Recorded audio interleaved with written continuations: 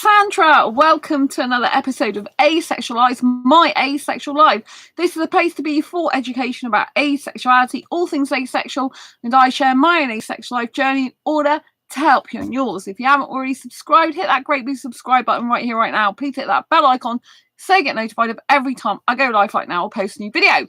So if you're unaware of who I am Asexual Perspectives author. This book is out on Amazon, Barnes & Noble, Waterstones or Blackwell's website. It tells 47 different asexual stories and it gives advice and guidance basically within these stories about love, life and sex and all things asexual. So let's crack on.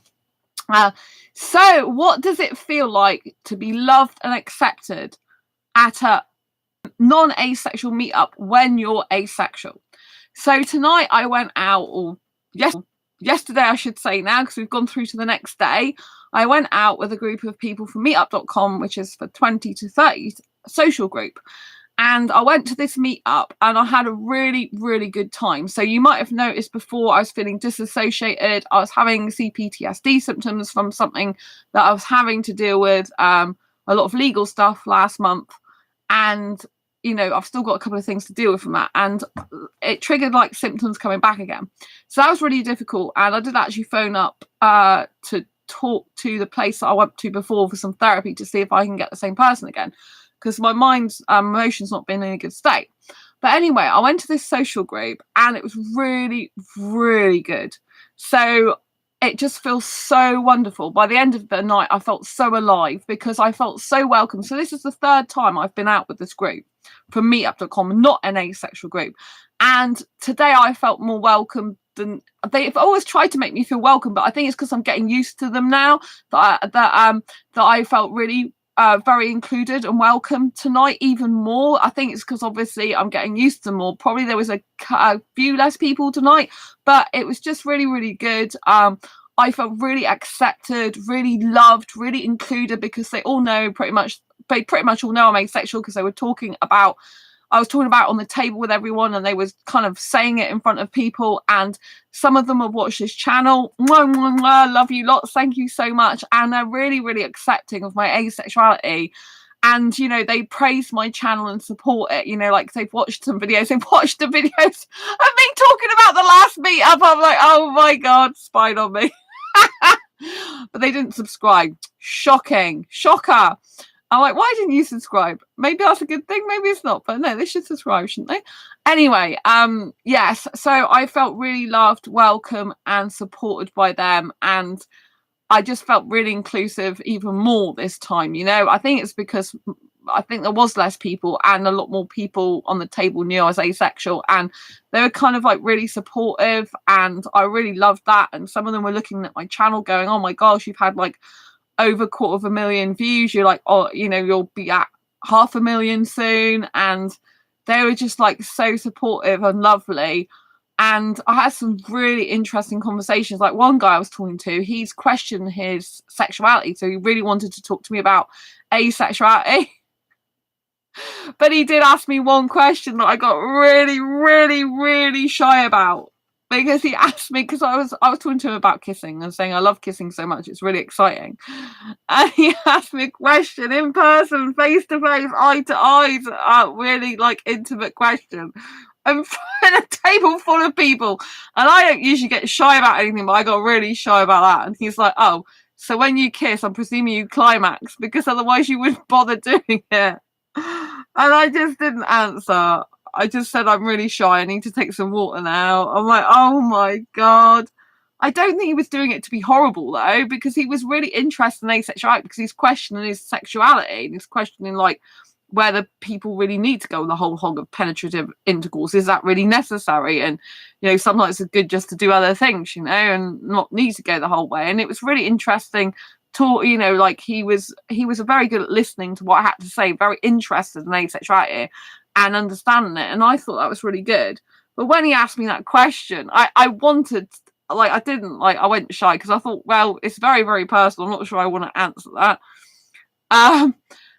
So I didn't really answer it. I just got shy and had water and just saying, you've got me now. And that's it.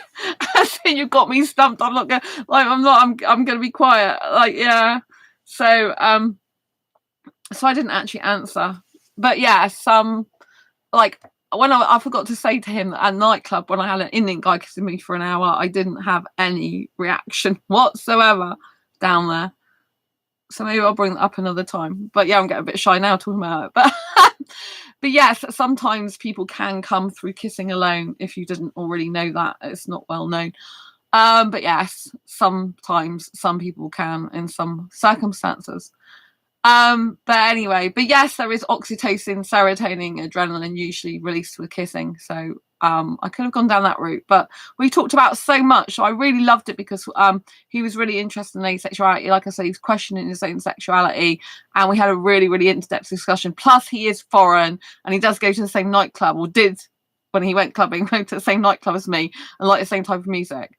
I'm not going to lie, he's quite good looking, but he's not Indian, and he does have some stubble. But it was really nice to talk to a good looking guy that's very attentive and listened a lot as well.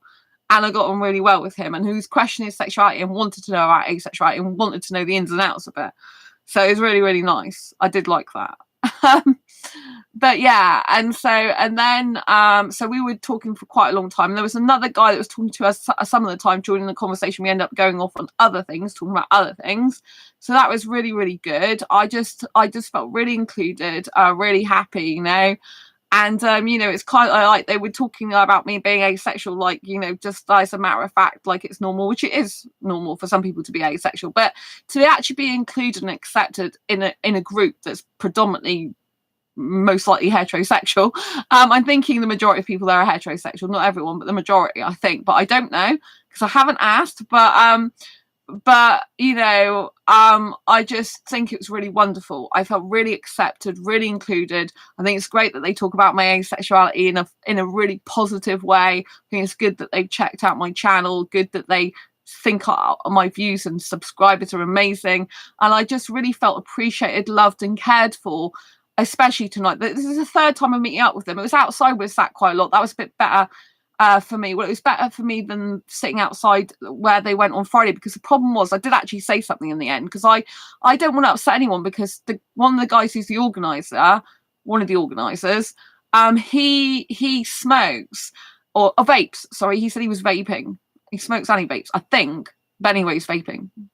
But yeah, but anyway, I said to him, I had to say something at the last meetup when we went to the second part of the meetup, when there was a live band and then we sat outside. I couldn't sit outside because it's smoky and it affects my chest because I'm prone to chest and respiratory infections.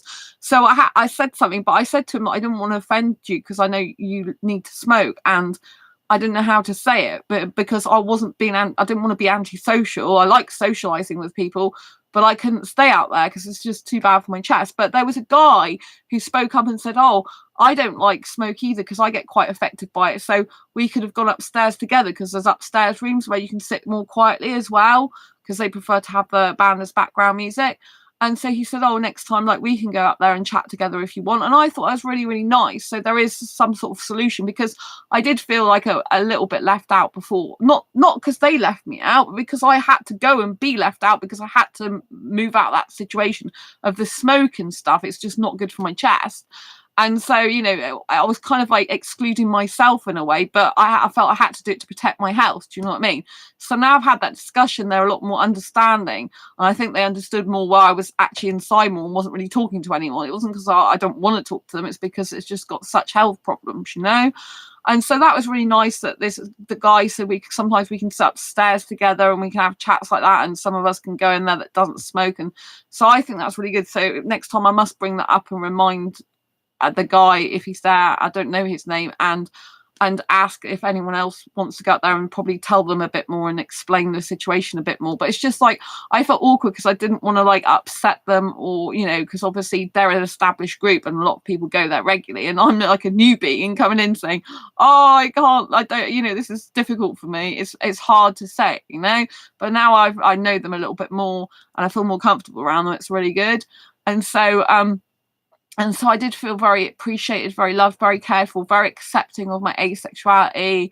And people are interested and intrigued by it and want to know more in a healthy way, educational way, informative and inquisitive way, which is how it should be. And then there was, at the end of the night, I stayed there till really late, so I got there just after 7:30. I think it was like 7:35 or something. It started at 7:30, but I think I was like 5 minutes late. I'm not sure if I was 7 minutes late. I think it was about 5, but I didn't exactly check. I just knew it was 12:30 at 12:30, 7:30, and I had the hill to go up yet. So however long it took me to go up the hill and find them, which wasn't that long, might have only been 3 minutes. But anyway, to cut a long story short, I did find the table outside. It was really good. It was easier to recognize them now because I know the faces more of the organizers, so that was really good. One of the organizers kind of waved at me, so I was really happy about that. It wasn't long to find them, and yeah, I just had a really nice time. And then later on there was less of us, and there was 2 guys I was talking to. One was one of the ones I was talking to before, not the foreign guy, but another guy, and he's actually a science teacher, and he's really, really intelligent. And so I ended up talking to him and this guy who's like studied who is a psychologist for a living, and they both were very mathematical, scientific background, and the science teacher has got a big biology background, and I've got an interest in biology because I did biology A level, but I only did it for a year because the teacher was so rubbish and it was full of chemistry, so I understand quite a bit about biology still, without, it kind of comes back to me as he's talking, and I find it really fascinating. So talking to them two at the end, I think we were together for at least an hour. It might have been longer than that. But it was just so good. It was like constant intellectual stimulation and really intelligent conversation. So I asked about multiverses. What do they think about the multiverse? Do they agree with that? Do they believe it's true or not? And then we were, I was listening quite a lot, but I'm very, very, very stimulated by intellectual conversation. And the way they were debating their argument, it's like being in university with them. And I love studying. I love like an educational style environment, and just to like soak up what they were saying and the different point of views I was trying to listen to. Because I'm not, I'm very intellectual, but I know different things to them. And I kind of was bringing up the theories of the topics that I was interested in, and they were then debating them. And I just found that very fascinating. It made me felt so alive. Like as the night progressed, by the end of it, I just felt so alive and like really me. Like I really need to go and spend more time with these people because they're very intellectually stimulating. It's good because it helps my mind and it helps me to be a better person, I think, by listening to other people and by learning things that I know less about than and I just think it's really good. I love intellectual stimulation. I think it's what's been missing in my life quite a bit, but I didn't realize it.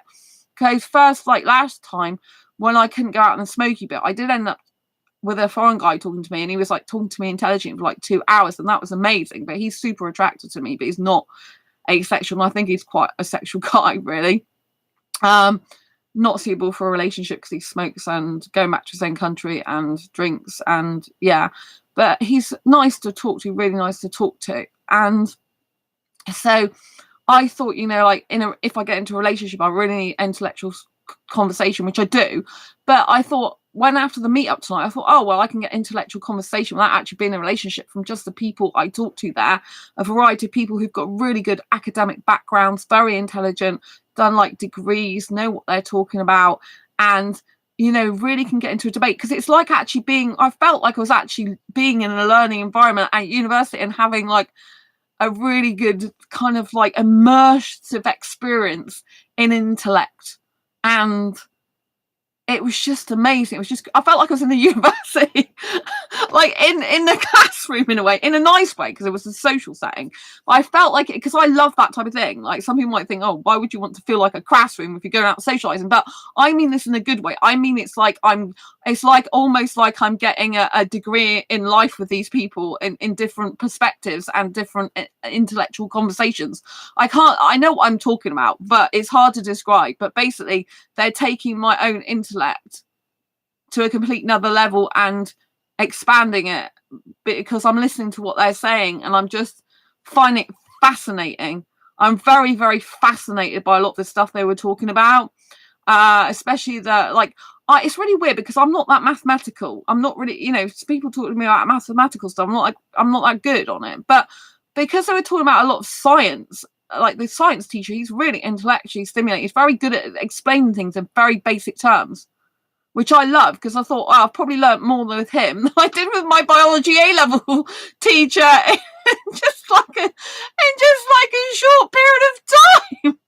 He's talking about quarks. I'm like, I haven't really heard of quarks before.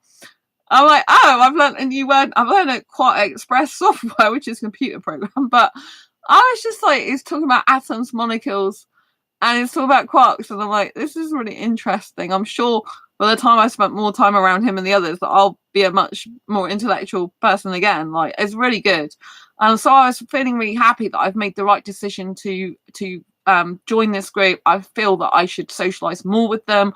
I feel that I should talk to a variety of them more, especially the really intellectual, deep conversations that are academic type of stuff.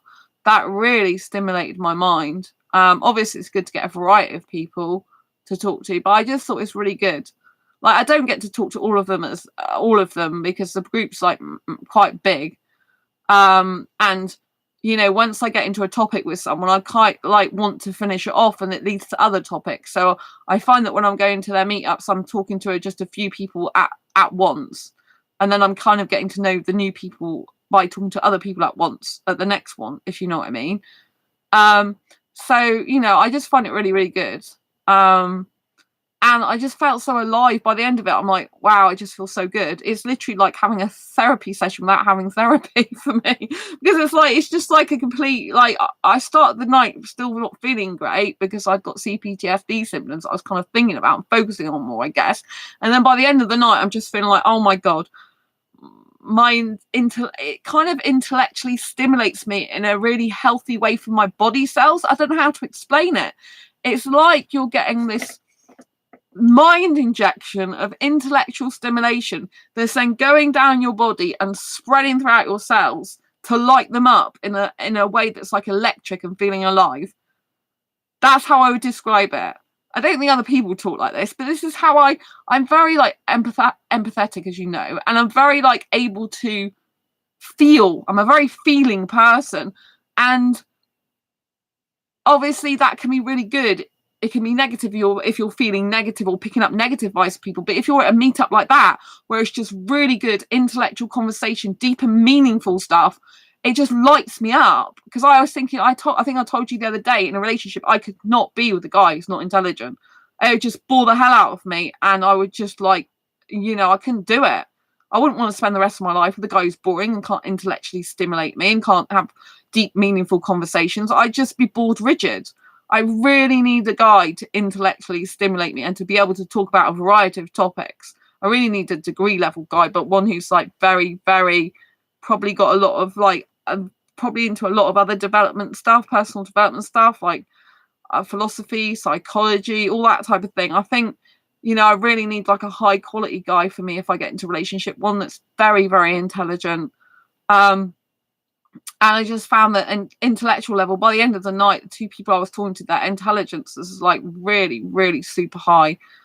And I just felt so alive, and it just feels so good. I feel like I'm really happy now.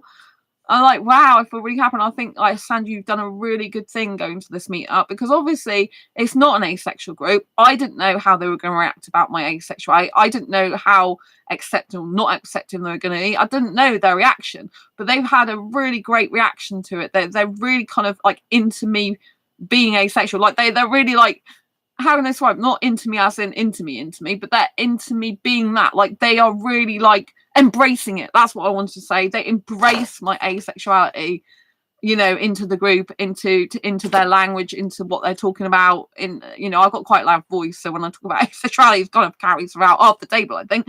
But yeah, it's really, really good. And of course, they call me. One of the guys calls me Sexy Sandy, even though ironically I'm asexual. I don't actually mind that, because a guy used to call it me at secondary school all the time. So I'm just used to it, and I don't mind being called that, because I think I am sexy, even though I don't want sex, and I like that. I like being sexy, even though I don't want sex. It's good, and you know, and so you know, it's really, really nice to talk to them. I think it's really good for me to be around different guys as well, different types of guys, because I'm getting to know more, like through them, what type of guy I would want for a relationship. And I think like the guys I've been like talking to, they're just not intelligent enough for me. Like romantic wise, the ones I was talking to before, it's like, you know, where is the intellectual conversation? Like, you know, whereas intelligence, I can't be doing with it, you know. I think I just need a higher level, higher caliber of guys than the ones like on Facebook dating or Bumble and everything. I just don't think they're the right type of guys for me. I think a lot of them on there are just bored. Probably can't get a girl, some of them. Not a good girl anyway. You know, some of them just want hookups, casual sex, and they just like, they're leading lives that aren't that meaningful and purposeful. And certainly they're not, you know, they can't intellectually stimulate me. They're not talking about the world, planet, universe, and anything and everything, which is what I really need. Because obviously, if you are looking for a long-term relationship and you're wanting to spend the rest of your life with someone, you've got to be thinking about that on a daily basis. Like, how is this person? Like, obviously, you've got to look after yourself. It's not up to the other person to satisfy all your needs in the sense of, like, you know, you can't get every need met from one person, right? But having said that, you know, like when you're going into a relationship, you kind of like need to be thinking about an interview process, like what would be the best fit for you. Like if you were interviewing someone to be in a relationship with you, like logically rather than heart and emotion wise, what would you say that you would need over a long period of time? Because you're going to be someone with 10, 20, 30, 40 years, 50, 100 years or whatever. You know what I mean? You're going to have to think how it would be long term. And like, I love movies, right? And I really would love a guy who's into going to the cinema, into movies, which is great. But if all he did was talk about movies and video games, for example, and didn't have much else to say, I would be bored rigid, you know? And so I need a guy who's very intellectual, very intelligent. I really need a guy like that. Because I love kissing, but I really love intelligent conversation. Be very interesting to see how I could mix the two, actually, because it's like if someone's in the middle of an intellectual conversation, you kind of don't want to really interrupt them with kissing. Obviously, if I was in in a romantic relationship, it would be a bit different in terms of like, but would it? Because it's like I probably would be so stimulated for them an hour talking about intellectual stuff that I probably forget that I haven't kissed them for an hour. But obviously some intellectual conversation probably would turn me on wanting to kiss them even more later on. But I think I would be so engrossed in their intellectual conversation.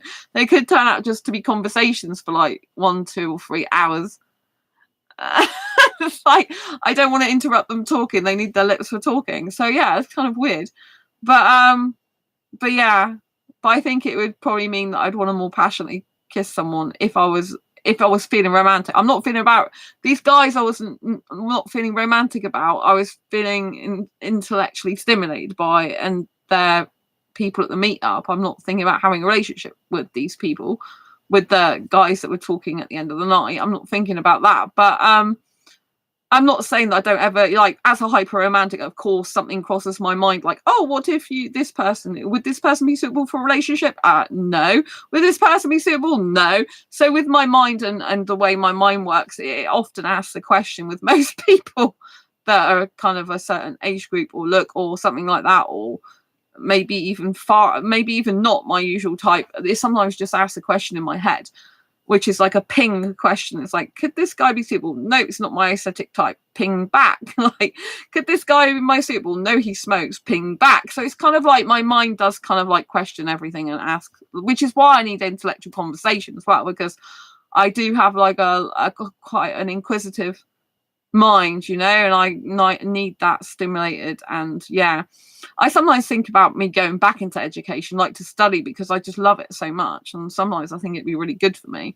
But obviously I have my book that I need to finish. I got people are really excited about my book, even the people that are not asexual. I told them Asexual Guide to Sex, and they're like, whoa, that is a really controversial title. I'm like, yeah, I know. They said it should do really well from the title alone. I said, yeah, I know. I'm so excited about it. I can't wait to get out.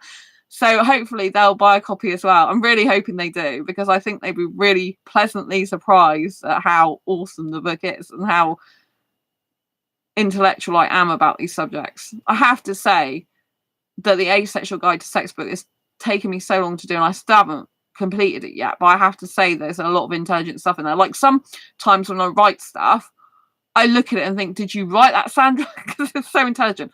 I don't want to put myself down because I am intelligent, but sometimes I write stuff that seems beyond my own intelligence. I don't know if that sounds really weird.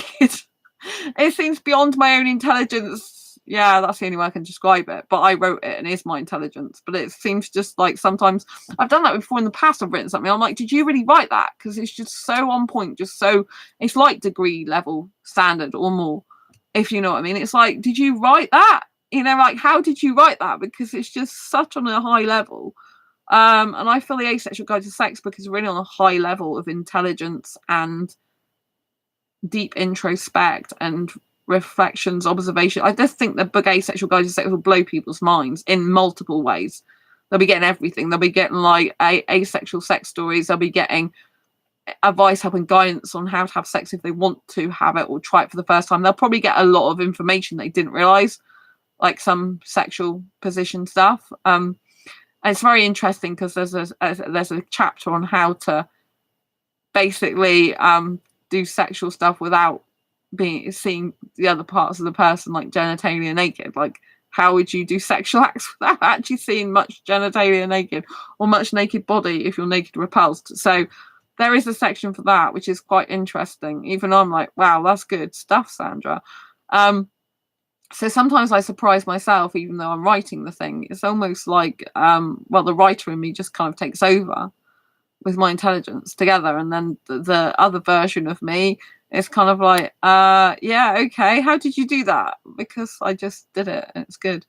You know, so I just feel so good coming back from this meetup. And, you know, to be accepted for my asexuality in a group like that's really quite big. Sometimes, you know, they got like 20 people going to a lot of these things, sometimes a lot more. And, you know, I think tonight was probably 16, I think, something like that. But I think there might have even been more than that. But yeah, it was like, it might have even been 20 or something like that. But there was quite a few people there. And, you know, I just felt it was really good.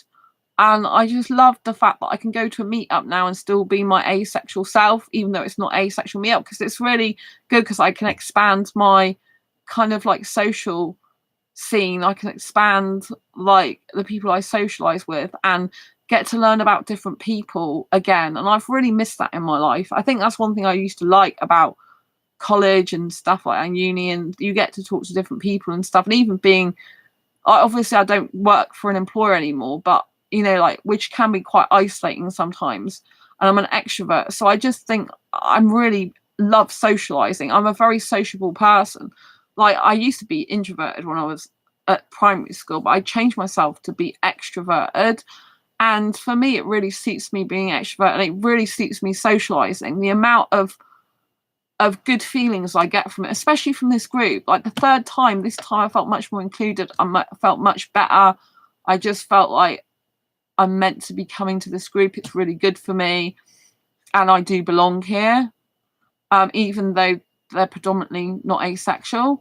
Well, there's just me, probably. I don't know if any other people are going to turn out to be asexual, but some of the people I talk to, I think they're kind of like exploring sexuality, and maybe they're interested to know if they would fit with the asexual model, I should say, asexuality or not. But yeah, so I just find it really fascinating that I'm talking to different people now. I think this is a huge thing about what's been missing in my life, but sometimes you don't realize what's missing until you find it, if you know what I mean. So I have really good feelings about this. I feel I should meet up with them a lot more. I feel it'd be very healthy for me, healthy for my mind. It would get me out socializing with different types of people, because I have been in kind of an asexual bubble for a very long time now. Like, predominantly my life is in asexual groups, which I love and adore. Being on this channel, which I absolutely love and adore. I will always love and adore being on this channel. And my meetups are always geared towards asexuals. And so it's hard for me, you know, it's harder when it gets harder to like imagine what it's like talking to other people who aren't asexual, and you know, in a very stimulating, good way, non-sexual way. And so what I found with this group is there's a lot of people in it that are very intelligent, that like deep and meaningful conversations that aren't necessarily sexual based, you know. So I can go to a meetup and still feel comfortable around people that aren't asexual. They do make some jokes sometimes. I'm not sure their jokes are always good. You know, I'm like, because sometimes they're to do with sexuality, sex, or asexuality, and I'm like, I'm not sure. I think some asexuals might get a bit offended, but I kind of was understanding where they were coming from and kind of like seeing the funny side of what they were saying. So yeah, but sometimes they said, "Oh, that was a bad joke." I'm like, "Yeah, that's a bad joke." But I think I'm getting used to their humor, and I have been in heterosexual relationships for half my life, so I kind of understand that world. But it's good because I went there and I felt safe and secure and didn't feel like anyone was coming on to me. I think some people were attracted to me. Some are, others not at all. But because there was one guy and I saw him checking out my chest, but I'm not sure if it's because he was checking out my necklace. I don't think he could see my chest. I think I had my smiley necklace on, so I think he was looking at that. But I observe these things because obviously I'm asexual. But yeah, so yeah, it was really good. You know, obviously some guys might check out my actual chest because guys like chest, don't they? But I think it was my necklace, I think, but I'm not sure. But anyway, you know, I just felt really included, really alive by the end of the night, really happy, like myself actually. I think sometimes I'm just not around enough intelligent people, sometimes intellectually stimulating people. Sometimes I think like I don't expand my horizons, I don't expand my social circle as much as I should do, and so I feel this is a really good group. The organisers seem really happy to facilitate meetups. They seem really like wanting to do the good of the people, wanting to make everyone happy, wanting to, you know, they're quite friendly, easy to talk to. You know, they want everyone to be happy. They want people to socialize. They want people to meet up. And they really, like one of the organized sites said, you know, meetups are for socializing. They're specifically for that. And I think that's a huge thing that's been missing in my life.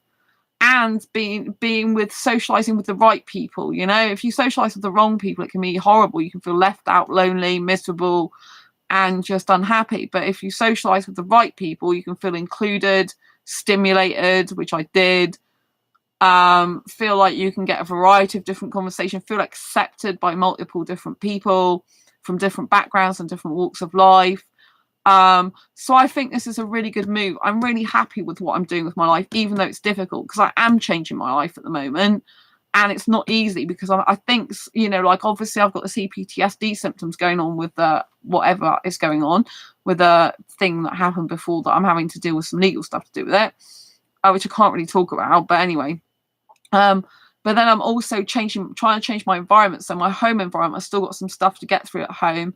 I'm kind of like changing that a bit, but I think I'll have to do it gradually. I don't think I can do it like all at once. I think it's got to be a process of doing certain things and changing certain things around. I think it's going to take me some time. I think I'm going to have to kind of like schedule some of this in rather than doing it all at once, because it's like, you know, it's so much to do, so much paperwork to sort out and rearrange and stuff. I've got such a small flat. But I think like actively like not like taking a break from Facebook dating, like I think I really need to get rid of Bumble soon. I think I need to just delete the app. And I just think, you know, like I think I'm doing the right thing. I think finally I'm just like deciding, no, enough's enough. I'm changing my life. But obviously that's not easy when everything's trying to echo all the changes going on at once.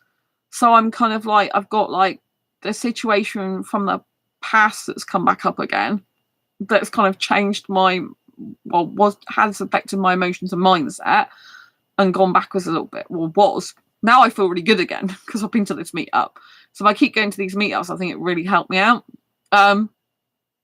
And you know, because I'm nice to talk to, but they're nice to talk to. I'm really happy that I'm listening a lot more. I think I'm improving my listening skills by being there, but it's because I actually really want to hear what they have to say, because it's some of these things aren't what I really know that much about, but I might know a tiny little bit. And so it's like, it's just like a fountain of intelligence and knowledge. I think it's really good for me. And so I think that I'm making strides and changing my life. I'm thinking that at the moment my life's a bit difficult because I'm going through a transition period and I'm trying to change from some things to other things that are not easy for me to do, because it's kind of like I'm trying to change my life a bit, and it's kind of the old me and the new me, kind of like I still need to be me, and it's kind of like I've been feeling a little off balance and a little disassociated from myself because of the CPTSD symptoms. With the other thing, it's like going backwards in my mind, but also because I am changing some stuff. I'm purposely doing it, but it's like a different way of living that I'm not used to. Like earlier to date. Well, yesterday now I was thinking, should I go back on dating apps again? Like try Tinder because it's got an asexual. So I'm thinking, Sandra, no, because it's wasting hours of your life. You're still playing catch up before since having COVID and stuff, and it's just wasting your life and time. You can't find the right guy on there. They're not high quality guys, a lot of them on there. They're just guys that are after like, you know, they're after basically boredom busters, after wasting time, after lying, after like sex on, you know, having like people are like walking sex on legs on there. Really, it's like all they're after. A lot of them, they just want to hook up, have sex, and then lie and whatever they want to do. Bad stuff. I'm getting really bad vibes, you know. And I'm like, is this all you want to do with your life? That's one thing. It's just all that you want to do. You just want to hook up with women and do whatever to them and just go off, and that's all your life's going to be. And she's just living a mediocre, boring life, you know, or lying about stuff and thinking it's fine to do that, making rubbish up. And it's just like, I don't want to be part of that world. I don't want to be part of that life. I don't want to be with those types of people, you know. And it's a shame that there's not more dating apps where people at a high quality and really, really want a relationship. And because you know, if you're going to get into a relationship with anyone, it has to be with someone who equally wants as much as you and who's totally honest. And I think this is what's good about me going to these meetups, as well as I'm getting to speak to, obviously I'm attracted to guys predominantly. I'm attracted to guys. I'm not attracted to any other gender. But obviously, I don't know what I'm talking about. It's late at night. But I know what I'm saying. I'm attracted to guys, but predominantly this meetup I'm going to is not for dating and relationships. That's what I'm trying to say. I'm like, why am I using the word predominantly? But it's like, because I haven't finished my sentence. So yeah. So I'm attracted to guys predominantly, though. The meetups aren't these 20 and 30 for socializing. They're not for relationships, right? But if I think of just the guys I'm talking to as a social aspect in this meetup compared to the guys on the dating apps, right, they're much higher quality going to these social events, right? And I just think it's a much better way of meeting people. Like there's, you know, some people are going to meet their partner, aren't they, life partner, through a meetup at some point in their life. Some people do. I might never meet my life partner. I might just think it's better to be single, because in a lot of ways I think it is better for me to be single anyway. But I just think if I can get enough like kind of happiness and stimulation and satisfaction as a single person more, then I'll less and less need a relationship. I don't want to be thinking about relationship. I mean, obviously I'm very, very romantic, so that's a huge deal for me. It's kind of like I would like someone that I could kiss, cuddle, and hold hands with like nearly 24/7 while I'm with them. I don't expect to be with them 24/7. Probably only see them a couple of days. But the rest I'd have to be in contact with them like continually. But I just like, if I'm with a guy, for me, like I was trying to explain to one of the guys, like for me, if I'm going to be in a relationship, I'm full on like kissing, cuddling, holding hands, and it's sensual attraction for me. I was talking about my star sign, like I'm Taurian, I'm ruled by Venus, the planet of love, and so Taurians really kind of love like the greater things in life, and we love love and romance and passion a lot of the time. I'm passionate without sex, and so, you know, for me personally, like I do like to have the sensual touch. I like to be connected to the guy's body in a healthy, unsexual way, like with the holding. Well, some people might think it's sexual, but holding their hand and stuff and being physical, actually physically touching them when I'm with them the majority of the time. Because for me, it's like, well, I may as well be single if that's not happening, because I can stroke my own arms and cuddle myself. If I'm getting more physical touch with being a single person, what's the point in being in a relationship? I just like, because I like physicality, just not intercourse and sexual stuff. So yeah, it's kind of really interesting. But I want to like, you know, I want to progress my life. I want to become a better version of me. I want to change my life for the better. I can't be, you know, I've been in like, you know, been looking for a person to be in a relationship with since 2014. Clearly that's not worked. And I do really love being single. I am very, very healthy person as a single person. I say I'm healthy, obviously I've got difficulties with my mindset at the moment, but I'm healthy because I know that I've got difficulties with my mind. Although now I'm feeling, in this moment, I'm feeling good again. But you know, but what I'm saying is it's healthier for me to be single a lot of the time than in a relationship. I've always been happier being single.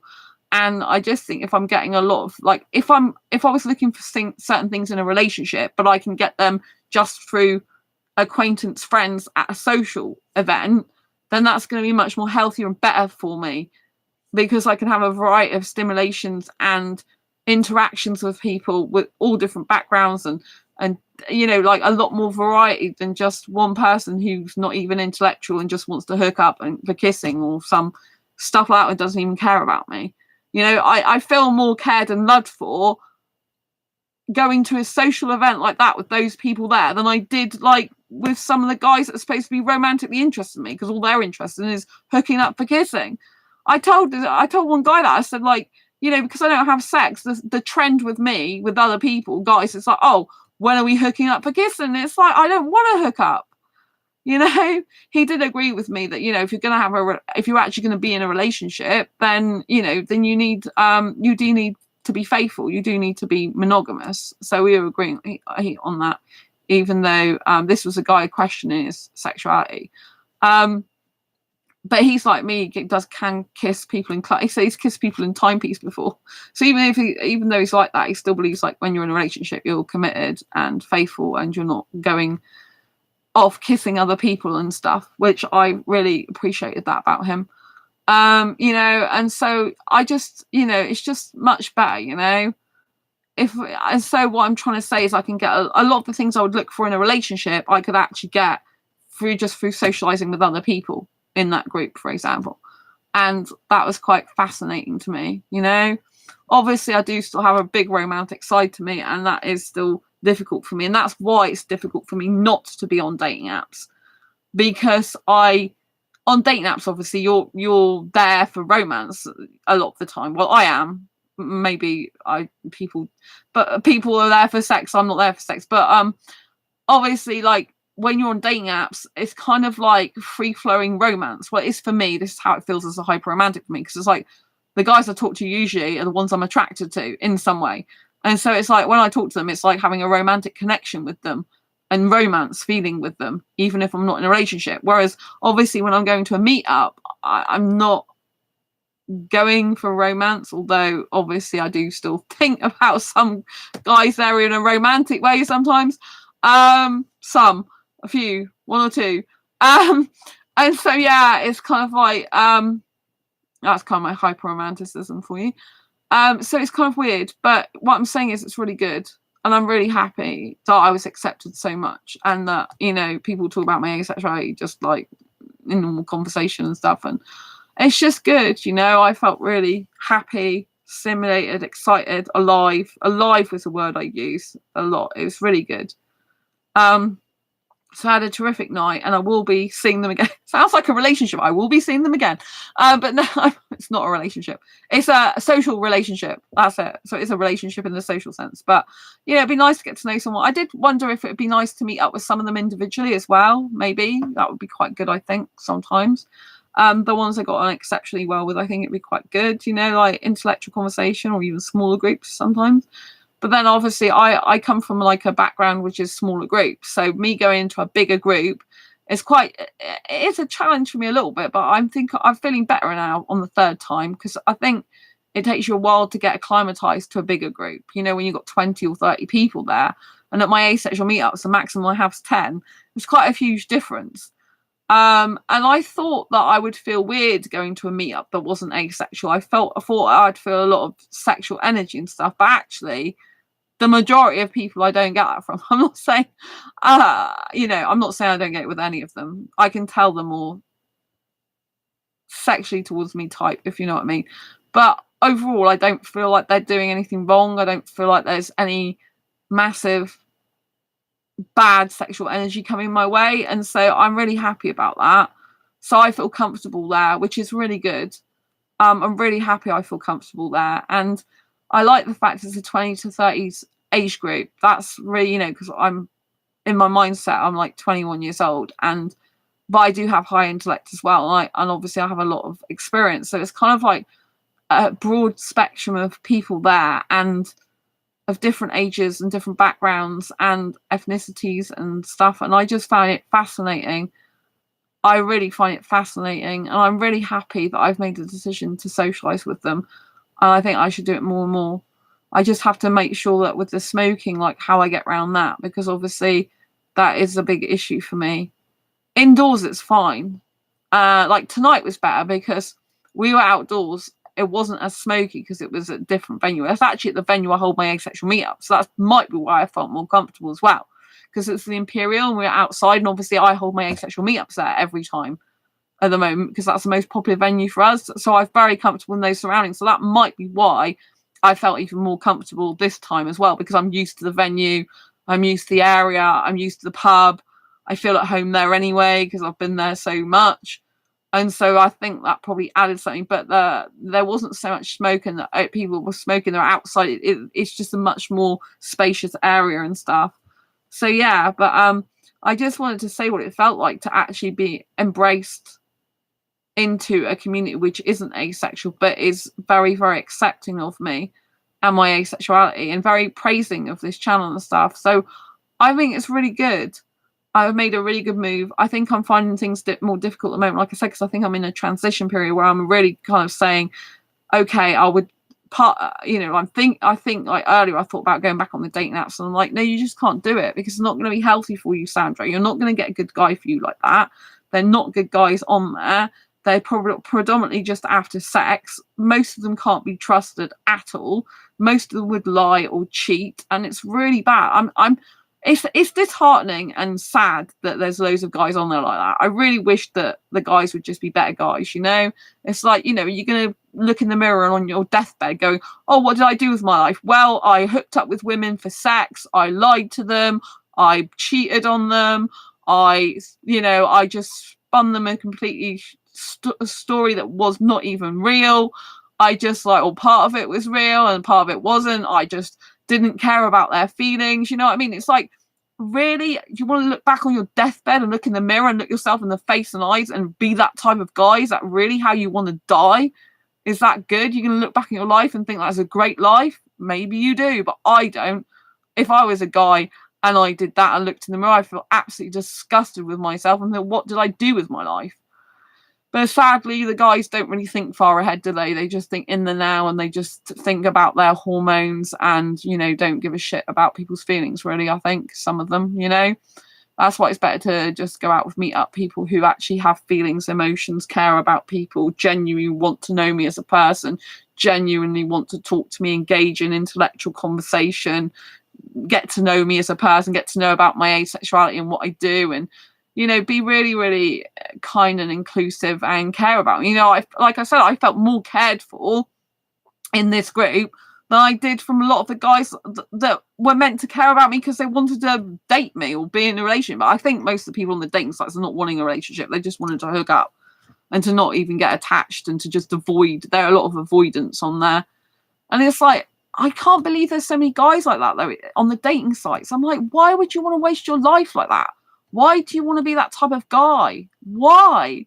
What is the frigging point? It's a waste of your life.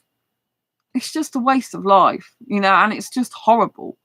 I don't know how I think these guys need to wake up to their conscious reality of what they are and what they're doing and actually think for themselves in their own brain, like, this is not a good way to be as a guy. I shouldn't be like this. This is just me being selfish, thinking about my own penis and just basically not even caring about the woman and not really giving a shit about her because, you know, my penis is first, right? Or my lips are the first thing, my hormones are the first thing. I just don't like guys like that. You know, it's a shame because it's really hurtful. It causes people hurt and pain. I'm sure if they've got family like sisters or mothers, that they would like think, you know, if any guy did that to their sister or mother, I think they'd be absolutely appalled and probably want to punch him in the face or something. Because it's like, how dare you take advantage of my mum or my sister and just want to hook up with them for sex and treat them like shit, you know? That's how I think they'd feel, you know? And so it's just like horrible. It's like, I've always been brought up, which I totally agree with, is only do to others what you'd like done to yourself. So if you don't want people to lie, cheat, and use you for sex and, you know, basically don't give a toss about you, if you wouldn't like that, why do it to someone else, you know? But unfortunately, these guys seem to be void of emotions a lot of the time. Very, very selfish guys, not really thinking about long term, just thinking about the moment and not really thinking about how this is going to be long term for them. They're just thinking about their now. I mean, what's going to happen in several years' time? Are they going to look back and think, oh, I had such a great time. I was using all these women for sex. I was lying to them. It felt so good because I'm such a man. No, it feels shit. Later on in your life, you'll feel shit about yourself, and you'll be like looking back thinking, what the hell was I doing? Why did I treat that person? If you've got a conscience, maybe you don't have a conscience and you just block it out, and you're like, okay, I'll just block everything out. I just do this with a woman. I don't even think about it. Don't even care about her. And I'll just block it out for the rest of my life. But, you know, if you want to change your life, you have to start being conscious and doing conscious things and taking responsibility for your own actions, not blaming your mum or putting it on God or blaming religion or blaming some other person or saying, oh, I did this, but it wasn't really me. You need to take responsibility for your own actions and your own brain and your own dick, basically. I get really peed off with these type of things, you know? And so, you know, like so many guys that are just unconscious. It's like they're going through life not even thinking of the consequences of their actions and the way they're treating people. And I don't like it at all. It's horrible. It's disgusting. And I'm glad I'm talking like this, because that's what's really repulsive about these dating apps, is they're just guys really wanting to shag people. Excuse my language. I'm using quite blunt, explicit language on this show tonight. And, you know, it's just like, is that all you care about? You know, you're just driven by your dick. Do you not have a brain? Where the hell is it? You know what I mean? And it's like just horrible. It's like some of them are just devoid of emotions. You know, they can't emotionally connect, or they don't want to emotionally connect. They don't want to be emotional people. It's like emotional intelligence is so good. Empathy is a really important thing, right? You don't want to use and abuse people. You shouldn't. You shouldn't be thinking about your penis first and foremost. You should be thinking about and caring about the person in front of you. Like, what's best for them? What would make them happy? Because that's to do with love. And, you know, like, I felt loved even by the people in this group, which is just a meetup group tonight, who are predominantly strangers to me, although I've obviously, this is the third time I've met up with them, but a lot of these people I have never spoke to before. The ones I spoke to tonight, I've not spoken to them before, like most of them, apart from the organisers and one of the guys before, and when he calls me Sexy Sandy, but you know, predominantly I haven't talked to the other ones, you know, and so it was just really, really good. You know, I just find it fascinating, and I just think it's much more healthier for me. You know, it's just a shame that the people that are looking for genuine relationships are few and far between. There's not many really that are in the relationships market nowadays, I don't think. I think most people either decide not to be in a relationship at all, or they decide to just hook up and have sex, basically. That's like, where's the middleman? I was thinking that the other day, like, the actual guy I was talking to, like, who came up to me in the when there was a band on in the bar, I was thinking I could do with a guy that's got his strength and his confidence in coming up to me,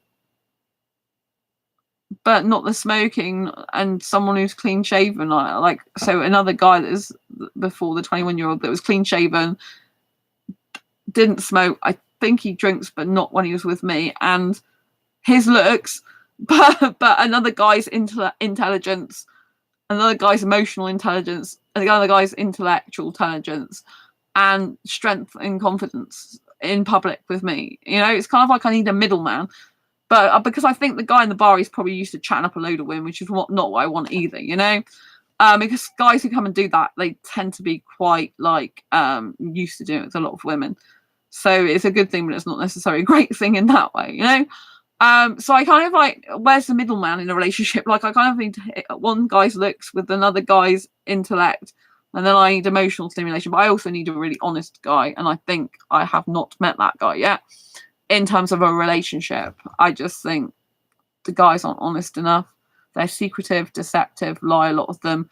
Don't want to get attached to, don't tell you much about their life. It's like, I'm not in, you know, like, I probably know more about some people at a meetup than I do about some people on a dating app. I'm like, but people on a dating app want to get intimate with you. People in a social group don't, or, well, not that you know of. Maybe they do, but I mean, that's not what they're there for, right? You know what I'm saying? So it's kind of like weird. It's like, how do people in a you know, socializing, they treat you much better, people that I don't know, strangers, than guys I've talked to on dating apps that claim they really like me. It's like, well, of course you don't bloody like me, excuse my language, if you're not treating me very well. You know what I mean? It's like, I feel more appreciated, more loved and cared for, accepted, and yeah, really, I've used the word appreciated by people in the meetup tonight. I felt like they valued me being there, that I was an important part of the group. that I was meant to be there, that I was welcomed. It was feel accepted, loved, cared for, cherished in a meetup way, you know, like obviously in a friendship way, meetup way. And I felt really good like that. I felt really alive and really happy. And I just felt really, really, really, really cared for and appreciated and accepted. And it's just very, very beautiful. I feel like I've got tears coming in a happy, joyous way, you know. And I feel like loved, you know, in a social environment way, which is really good. I'm really pleased about how this has progressed, you know. I'm just sad that people on dating apps have treated me badly. I really think they should do some looking back, you know, if they really put themselves in a position consciously of looking back in their life at the way they're treating women, I don't think they'd be happy with themselves. But there's a thing called karma, isn't there? I'm not going to say any more about that. What goes around comes around, you know. That's all I'm saying. And I don't like treating people badly. I don't ever intend to treat people badly, because that's not the way I want to be treated. And I want to look back in my life thinking, well, not everyone liked me, that's fine. And, you know, but the people who do love and care about me are really good people and genuinely love and care about me. And the people around me are honest, trustworthy, beautiful souls who are strongly boundary driven, know what they want when they want it, and very, very got their sense of place, and I feel safe around them, you know? Yeah. So I think I'm going through a transition. I think probably over the next few months, things are going to transition more for me. I think I'm finding it weird because I'm trying to change my life consciously, but it's hard to do because it's like when you get stuck in a certain life and mindset for such a long time, it's kind of hard to shift it. And you don't know if you're doing the right thing shifting it, because obviously you're not used to shifting it in certain ways, you know? So it's kind of like, but you need to shift it. Like if something's not working, you need to fix it. But if something's not broken, then don't fix it because it's not broken, you know? So in other words, the things that aren't working, you need to fix and change. The things that are working, you need to keep and do more of, you know? And this, so I'm trying to get out of my comfort zone by doing different things. And I think it's really healthy for me. I think once you know something different's out there for you in a different way. So if I know there's high intellectual guys in a meetup who can intelligently stimulate me, who I can really feel really accepted in my asexuality about, who listen to me, but I do a lot of listening with them because I find them fascinating. And so, you know, if I can get a lot of those things from a meetup, if I can keep seeing what quality guys look like, then it was going to help me a lot later on, because I'm going to just now I'm just thinking the dating app guys are just really low quality guys, you know. It's like, do they really want to class themselves as low quality? Maybe they don't, but I do, you know. Low quality is a guy that, you know, is an unconscious guy that's not really thinking for himself, that's lying, maybe cheating, that doesn't care about the person, that's just after sex, that's not got very good communication skills whatsoever. In other words, they can't even text properly, have proper conversations over text messaging or audio or video call. They're just very flaky. Like 1 minute they'll be talking to you, the next minute they won't, and all this. It's just very erratic, flaky behavior. And it's like they can't even communicate properly, you know, to have any type of relationship or even a friendship, for example. There's a moth in here now, I think. You've got to be able to communicate really effectively with people. This is back and forth conversation, interaction, you know, you talking to them talking to you, you caring about them, they care about you, you know, you invest time in each other, energy and effort, you know what I'm saying? And with these guys, they're just such low quality guys. It's like, you know, I'm not going to be putting all the time, energy and effort in. If you're not going to make a time, energy and effort for me, what's the point? Some of them are just devoid of much, you know. It's like, I need intelligent conversation. I need intellectual stimulation. I need to be able to have a guy that can talk to me about anything and everything. Nothing's off the table, and who wants to engage in conversation and talk to me and keep conversation going and listen and care, you know. I want that, you know. So I think it's really healthy what I've done. I think, you know, it'll take me probably a little while to keep adjusting to this, and there's stuff that I really need to kind of change little bits in my flat, I think, but I can only do that gradually. Because, you know, like if you do it all once, it can be even more overwhelming. Not only that, it's hard to move things around in my flat because of lack of space. But I'm really pleased with my progress. I think it's good. I think I'm feeling a bit weird at the moment because it's transition time, but I feel it's really good. And I feel going to these meetups are so far really good for me. I've been in, like, it's very healthy for me to do this. And it's just wonderful, isn't it, to have your asexuality accepted so much in a group that's not asexual, like, you know what I mean, and in a non-asexual group. Like, it's quite shocked me in a really good way. Like, it's gone beyond my expectations now, and I'm really happy about that. I'm really happy about that, you know. I felt really included and good about myself.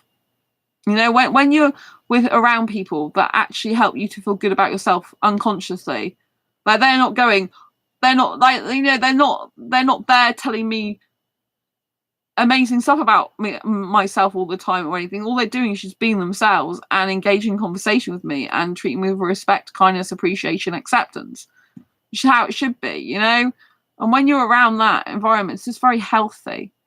You know, it's almost like you've gone to a gym but not used the gym equipment, and you've just been having a gym instructor talk to you or something. I don't know how to describe it. It's like you've done a mind and social workout, you know. So it, and for me, especially with fibromyalgia, I was explaining about fibromyalgia as well. Especially with fibromyalgia, my emotional pain and mental pain affects my physical pain. So my legs have been really bad this week. They've been really hurting me. And so, you know, like when I have any emotional or mental pain, it automatically just turns into really physical symptoms that are quite big and intense and hard to deal with, hurt a lot. You know, they feel like their legs have been through a mangle. And so the more I relax and feel good and happy, it kind of bathes my cells in happiness. I don't know how to describe it. It's like when your emotions and mentality is happy, I think this is probably true for everyone. Like, you know, because it releases happy hormones, chemicals, they kind of flood into your body, and it's almost like instant pain relief, natural pain relief. And these chemicals are just flood. So it's almost like, for me, it's almost like I've got a waterfall, beautiful, clear, blue waterfall, and all this water's coming down inside me, and it's flowing through every cell of my body, and it's flowing happy chemicals, like natural happy chemicals. And it's like, oh wow, that's just beautiful. Because I like noise, right? I don't like quiet. So for me, being on my own a lot of the time, not interacting with people very much, is like not good for me. It's kind of my worst nightmare. And so, you know, like the guy I saw the other day who was in the bar area where the band was the one that ended up chatting me up and talking to me intellectually for 2 hours. I can't even remember what I was going to say now. But I can't remember what I was going to say. It's a live stream. This is not good, people, when this happens. But I can't remember what I was going to say. Damn it. This is not good. I've gone off on so many tangents. That's not surprising, is it? I'm keeping up with myself just about. But yeah, I can't remember what I was going to say about him. It'll probably come to me in the middle of the night. I'll be like, oh, that's what I was going to say about him. But yeah, he's very intellectually stimulating. I've told you that already. And he was accepting my asexuality as well. But yeah, I can't remember what else I was going to say. You can remind me, like, what I was talking about. But yeah, I just feel like the meetup group was really, really good for me. And, you know, I just think it's a much better life when you can kind of have your own needs met elsewhere other than in a relationship. And especially if you're single, I think it's very, very important to be able to nourish yourself and that, you know. So I feel like I was saying that I feel like because I'm a very sociable person and I haven't been socializing enough, and I haven't been like out with other people enough, I find it like not so good. When you go out with other people and you talk to different people, I find that it's healthy. Like I was trying to explain, it's really healthy. It's like bathing yourselves in healthy, happy chemicals. And it's like going to the gym, but in a non gym way. So you're not doing like exercise on rowing machines or treadmills or bicycles. You're actually exercising your happy chemicals, if you know what I mean, and your emotions and mind is getting in a better state. So therefore it feels like you've had a gym workout internally, even though you haven't had one, if you get my meaning. I use a lot of analogies in my life. I've noticed that I kind of like are able to kind of speak very feeling and emotionally about things, which, you know, some other people might not be able to do. So I kind of end up seeing things like I talked about the waterfall earlier, didn't I? And it's like, you know, crystal clear clarity. I think that's the issue. You've got to have crystal clear clarity in life. But I think, you know, with the fact that I'm changing my life myself, it's going to destabilize me for a bit, because when you're changing from one version of yourself to another version of yourself, it's kind of like, who am I? Because I'm transitioning between two different people, two different versions of the same person. I'm transitioning. So it can like, who am I for a while? But I mean, I know a lot of the problems has been the CPTSD symptoms. It's got absolutely nothing to do with the fact I'm changing my life, because the CPTSD symptoms came on as a direct result of the past thing that I had to deal with again. And so I know it's that they're specifically to do with that. But I think at the moment, obviously, as I am transitioning, it is going to feel weird as well. But I'm forcing myself to do it on purpose, because I really need to change my life. And sometimes, you know, you just slip back into bad habits, like going on the dating apps. I just think would be bad habit of mine, and I need to get out of that. It's like, you've done them for long enough. You're still on asexual dating sites, and you've been on asexual dating sites now since 2014, you know, and it's just like, you run through asexual groups for dating, and you get in multiple other asexual groups, and it's just not happening. So maybe actually I will end up in a relationship with a heterosexual guy who doesn't need sex. I'm not sure if that's ever going to happen, but it is. I can see it might be possible because of the sexual behavior I have without the sexual attraction. But I don't know, because I don't like nudity either. I just think maybe there's a different type of heterosexual out there that's maybe penetration repulsed or something like that, and who's just decided that he just really doesn't need sex. It's not that important for him in life, and he'd rather have a beautiful personality like mine. And maybe he's into kissing a lot as well. I really need to find a guy that's his thing is kissing. Like, he can't do without kissing. It's like essential for him. And it's like, yeah, so important. But I have to have intellectual conversation. And I was trying to tell a guy about what I need, and he's like, that's a lot of needs. That's probably too many. I was like, no, it's not. It's like, right, it's good. It's like, because I need intellectual conversation in a relationship, emotional stimulation, really good foundation of friendship and companionship, obviously. And I need a guy who's into physical sensuality with the kissing. I need a guy who does lots of kissing and communication. So I'm basically kissing, communication, friendship, deep soulmate relationship, intellectual conversation, emotional connection. I need all of them, and I believe I can get that. I believe you can have some people who can give you all of that, because I'm highly emotionally intelligent, and I'm into kissing really big time. And you know, and I'm intellectual, and it's like, well, if I can be those things, I'm sure I can get another guy that's like that as well. You know, there's loads of guys in the world. And also that's what helps going to meetups as well, because it gives you an abundance mindset.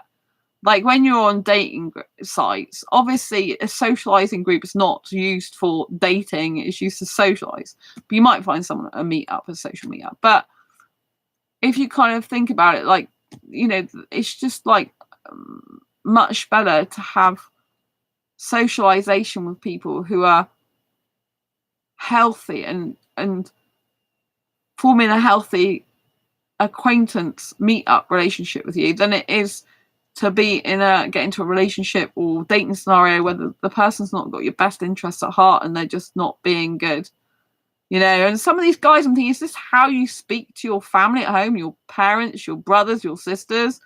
Do you just not bother talking to them? Is this how you treat people? You just don't bother when you're in conversation. You just like don't bother really saying much to them. You don't have proper back and forth conversations. How have you got best friends? How have you got along in your life? Because if you're doing dating, you should be treating the person like they're your best friend. You should be talking to them like you talk to your most precious friends. If you're really into that person, if you're not really into that person, I would say, why the hell are you pursuing them anyway?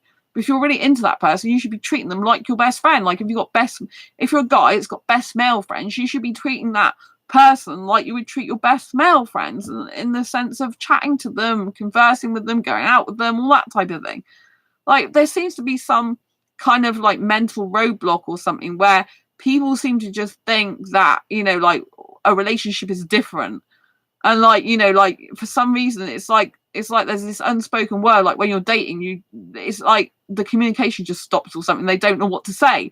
It's like you just behave normally like you would do in any relationship. Like with, like if you're talking to your family, hopefully you've got a healthy relationship with your family. Maybe you haven't, so that's not so easy. But if you have, it's like, do you talk to your best friends? Like give this example, right? How do you talk to your best friends? Do you just message them and then partway through just ignore and stop messaging them? Do you like your best friends that you like to hang out with, maybe even every day? Do you just like message them like once every week and don't bother speaking to them the rest of the time? Of course you don't. That's not how you behave. So why are you behaving differently when you're pursuing a relationship? Why would anyone want to be in a relationship with you if you're just being flaky and you're not even communicating properly and you're just being idiotic, to be quite frank with you? It's just really ridiculous.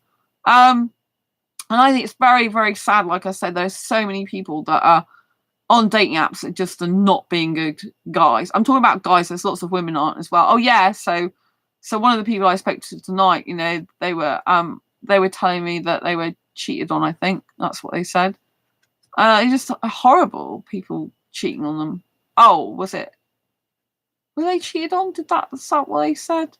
Well, they had someone who wasn't being very good to them. I know that for a fact. I think they said they cheated on them as well. But if they didn't, they said that this person wasn't good for them anyway. And they were having a problem with the person they were actually in a relationship with wasn't talking very intelligently to them, And that's just like horrible. Because I was telling them, I said I couldn't spend the rest of my life with a guy who wasn't intelligent and intellectually stimulating me, because I just need intelligent conversation. I just would get bored else. I'm really, really bored. Because I think long term, when I think about a relationship, I don't just think, oh, well, I'm just going to meet up with the person, we're just going to kiss, and then that's going to be it, because that's not a relationship, and that's not what I want. And so if I think about a relationship, I ask myself a question: could I spend the rest of my life with this guy? Yes or no? Very bluntly. If it could be just I don't know yet because I don't know him well enough, but most of the time it's like, no, not as he is. He'd probably have to go into personal to professional development for like 5, 6, 7 or 8 years or something to change himself of his own accord, and then come back a completely different guy. He's very conscious, very highly communicative, very emotionally intelligent, very much knows what he wants, knows his own mind, doesn't need mummy and daddy to tell him what to do, and is strongly boundary driven with other women, doesn't agree with lying, doesn't agree with cheating, like a one-woman guy, and that, yeah. But a lot of the time it isn't happening because they just sit there. I don't lie like a couch potato and just like life pass them by and like, oh yes, let's life pass me by. Let's carry on being horrible to women and let's carry on ignoring them and carry on cheating and lying, and it's just great not. I just don't get people like that. I don't get how they can sleep at night, look in the mirror at night and still feel good about themselves. Maybe they don't. Or maybe they just don't care. Maybe they think it's fine to treat women like that. It's just part of what everyone does, but it's not. It's really not.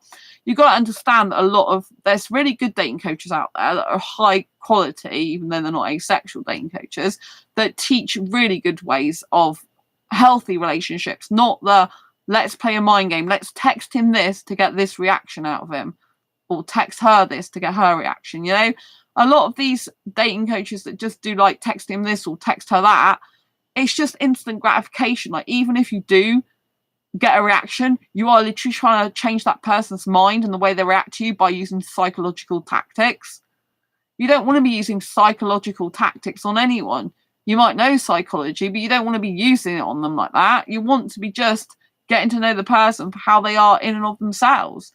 And you want to be natural with that person. You can't be in a relationship with someone you're not natural with, that you can't talk to, that you don't feel comfortable with, that you can't share everything with. You just can't, you know, it's like when I went to Meetup tonight, I didn't like hold anything back. There's one question I didn't actually answer because I was too shy and it was a bit intrusive and personal. But I just didn't hold back. I just be myself, and that's what you should always be, yourself. But if you don't even know yourself and who you are, you need to go on a quest to find that, don't you? And like even then, we can change ourselves. Like I'm changing myself at the moment. So I would encourage you that if you are an asexual person who just goes to asexual meetups and you're not used to going to other meetups, I would encourage you to try other meetups. The worst that can happen is you hate it, don't like it, and walk away. The best that happens is something that happened to me, where I find I'm included with my asexuality. I feel accepted, wanted, needed, liked, loved, cherished in a acquaintance, just met you, don't know you, but happy to talk to you type of way. Because obviously these people don't know me, you know what I mean? So, but I still feel loved by strangers, you know what I mean? That's a really good feeling, to be loved by strangers. Even if we're not talking like, oh, I love you as in I want to be with you in a relationship, but they want a social relationship with me. I just say it's really good and healthy. So I hope I continue to go down the path of finding good, healthy, different things for me, and that I kind of change my life to be a bit different, because I think it's long overdue and needed. I think that it takes a while to adjust to things, and I think you kind of have to give yourself some grace and just say to yourself, like sometimes you just need to relax, chill out, and understand that the process of change is not easy, but it's absolutely friggin' necessary. Like, it's necessary for me to change my life at the moment. It's necessary for me to do this. It's hard in the sense that, I'm doing different things that's out of my comfort zone somewhat. That's stretching me as a person, but it's also very good for me. If you keep doing the same thing, you keep getting the same results, you just stagnate inside and die. It's not good. It's not healthy. So the more you can change your life and change yourself for the better, it's good. So you have to keep what works, and get rid of what doesn't, like I said. But you can always introduce new things in your life and test things out and see if there's something even better, But I think, right now it's better for me to stay single for a very long time until I've like sussed out guys a lot more, even in a social sense, sussed out what a healthy guy looks like, sussed out what a boundary driven guy looks like, sussed out guys I can trust, ones maybe not so trustworthy, guys that are like after loads of women versus guys that are very, very self-contained unit, don't need a woman, but maybe would like one.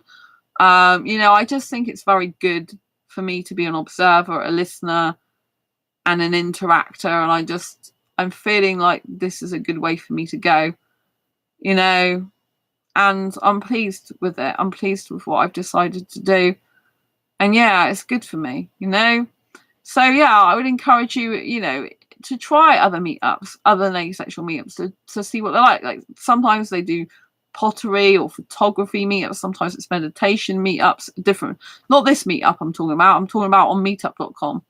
There might be some other apps as well, similar to meetup.com. So they do a variety of different types of meetups. Some are walking meetups. The guy says he prefers not to do walking because loads of people are doing that. I'm like, yeah, well, I can't walk anyway because my fibromyalgia. It's no good me doing a walking meetup because I need a toilet near me, and it just hurt my legs, and I can only go on short walks, really. Well, I say short walks. I can do a 40-minute walk, but that's from one end of the city to the other, and I know where the toilets are. But so I can, I guess, walk quite a lot. I don't do that all the time. Like sometimes I don't go out that often, But I thought they held these meetups every week, but apparently they do one. We know when I went to the one that was George's Meeting House and then the bar, it's called Firehouse. I went there with them on Friday. I thought they did that every week, but they did that every other week. And I thought it was this Friday because I'm at Paint and Zoo with my best friend Andy this Friday. So tomorrow now, because we've gone into Thursday. But they don't. They do it every other week. So I probably will be able to go to that one, which I said I couldn't go to because I think it's next week. I think. Yeah, but it's just good. Life is good. I'm feeling good now. I'm saying life is good. Woohoo! And so, yes, thank you to, if you're watching, the people from the meetup, any of you, thank you so much for making me so welcome. Love you lots as acquaintance, new meetup friends. And yeah, I've really good. Don't forget to give this video a thumbs up if you like it. Subscribe if you haven't already. And oh, Abdullah, hi. Sorry, I've only just seen your name come up. Interesting title. Oh, thank you. Sorry, the chat now on my channel, just to let you know, the chat, instead of going from top to bottom, is now bottom to top. So it's harder for me to see it because it's like down there, whereas it used to be up there. So they've changed it around the way YouTube do it. But your name is Abdullahi Haga.